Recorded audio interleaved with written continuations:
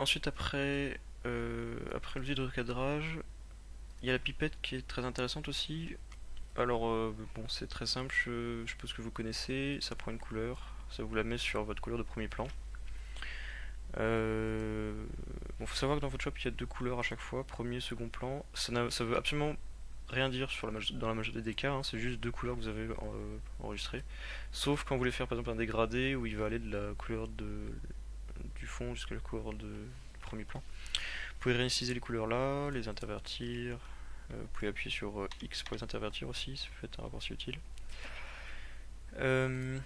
Bref, la pipette ça met sur la couleur du premier plan. Vous pouvez changer, prendre une autre couleur pour le fond par exemple. Voilà. Bon. Ensuite dans la pipette de matière 3D, c'est pour mettre des matières en 3D, c'est pas utile dans notre cas. Échantillonnage de couleurs, c'est pour prendre plein de couleurs, mais bon, étant donné qu'il les met que en valeur numérique comme ça, c'est pas forcément très facile à utiliser, donc je m'en sers jamais. Règles pour mesurer, annotation pour faire des petites annotations, et comptage pour compter. Je n'ai jamais trouvé d'utilité à ça pour l'instant. Voilà. Alors ensuite on a l'outil de correcteur localisé, pardon. Alors ça c'est un outil très pratique qui permet de supprimer souvent des petits défauts par exemple d'une image. Donc là, faisons comme si c'était un bouton sur un visage par exemple. Voilà, on dessine par dessus et lui il efface en prenant en compte le contenu autour. Et ça marche vraiment bien dans la majorité des cas. Évidemment, faut pas avoir un truc trop compliqué ou sur un fond blanc, ça se voit, sinon bon, vous avez de la marge quand même. On peut très bien supprimer un personnage là.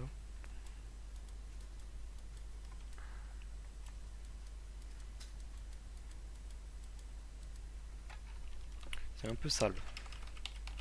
Bon, on préférera d'autres techniques pour ce genre de choses. Le correcteur a trois types de fonctionnement, soit par similarité des couleurs, où il va prendre quelque chose avec une couleur identique.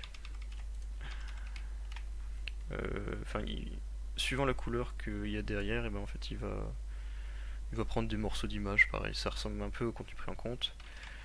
Ça marche un peu moins bien. Créer une texture, ça peut être bien dans certains cas, mais globalement je m'en sers rarement puisque il va, comme c'est marqué, il crée une texture en fait avec des éléments à côté pour remplacer, mais ça se voit parce qu'il y a toujours des stries.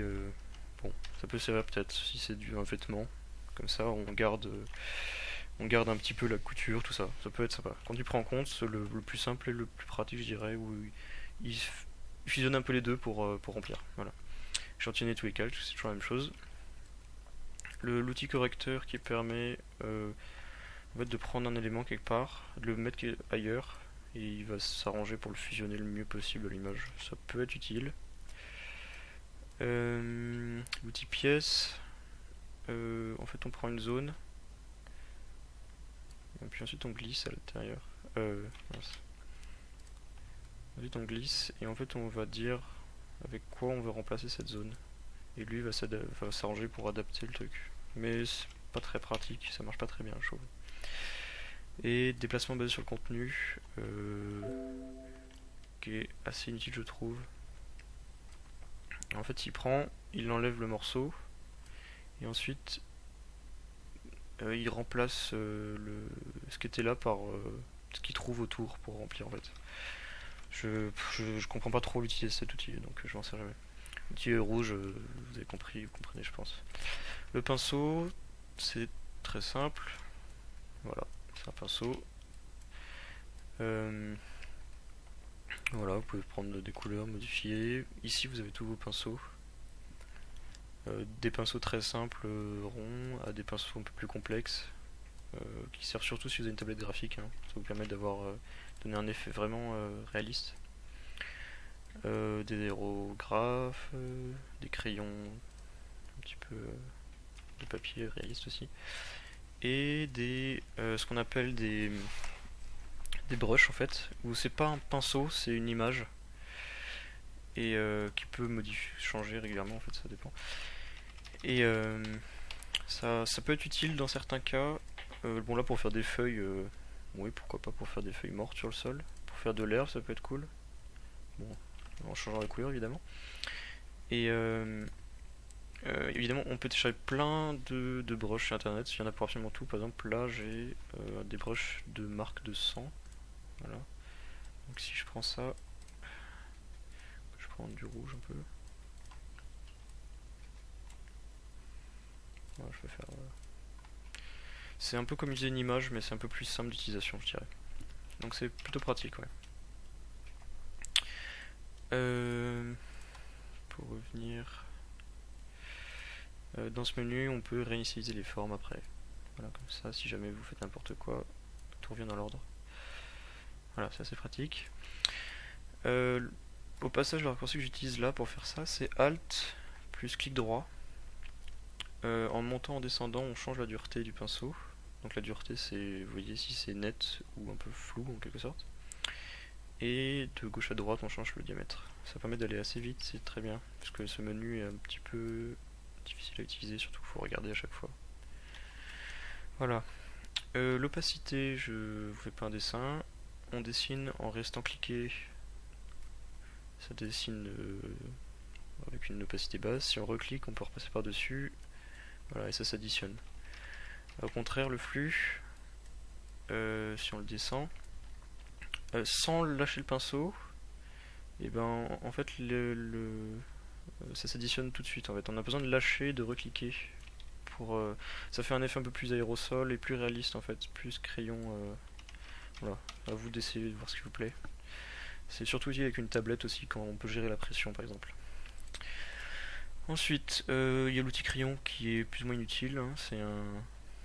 C'est un pixel. Puis ça tu dessines, ça sert pas à grand chose. Hein. J'en sers jamais.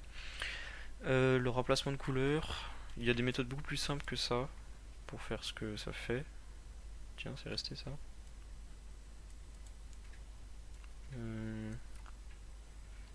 Effacer. Voilà. Donc en fait on a une couleur, donc du rouge là, et puis il va appliquer cette couleur un peu partout. Sans toucher à la forme. Pinceau de couleur quoi. Voilà. Et on peut lui dire d'éviter certaines couleurs, où il y a une tolérance, etc., etc. Là on voit d'ailleurs qu'il a évité du orange parce que ça ressemble beaucoup au rouge. Voilà. Et pinceau mélangeur, on prend une couleur ici et il mélange un peu ce qu'il trouve avec la couleur en plus que vous ajoutez, ou pas d'ailleurs. Bon, voilà, vous avez des paramètres ici, vous pouvez lui dire, là par exemple il a pris une couleur, il peut la garder, c'est comme si on ne trempait pas le pinceau dans l'eau quoi. Ça fait un peu... ça peut servir pour faire des... comme il y a lisser une peau ou ce genre de choses. Mais bon, je m'en sers très rarement. Voilà. Le tempo de duplication.